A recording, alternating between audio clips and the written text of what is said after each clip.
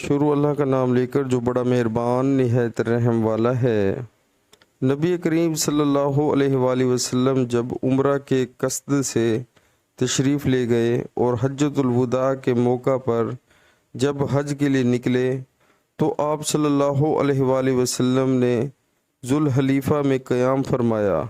ذوالحلیفہ کی مسجد کے قریب آپ صلی اللہ علیہ وآلہ وسلم ایک ببول کے درخت کے نیچے اترے، اور جب آپ کسی جہاز سے واپس ہوتے اور راستہ ذوالحلیفہ سے ہو کر گزرتا یا حج یا عمرہ سے واپسی ہوتی تو آپ وادی عتیق کے نشیبی علاقہ میں اترتے، پھر جب وادی کے نشیب سے اوپر چڑھتے تو وادی کے بالائی کنارے کے اس مشرقی حصہ پر پڑاؤ ہوتا جہاں کنکریوں اور ریت کا کشادہ نالہ ہے، یعنی بطحا میں۔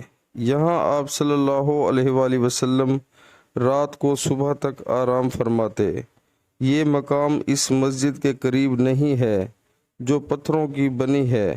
آپ اس ٹیلے پر بھی نہیں ہوتے جس پر مسجد بنی ہوئی ہے۔ وہاں ایک گہرا نالہ تھا۔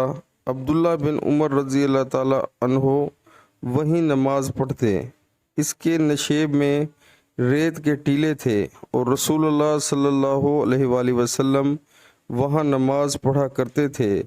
کنکریوں اور ریت کے کشادہ نالے کی طرف سے سیلاب نے آ کر اس جگہ کے آثار و نشانات کو پاٹ دیا ہے جہاں عبداللہ بن عمر رضی اللہ تعالی عنہ نماز پڑھا کرتے تھے۔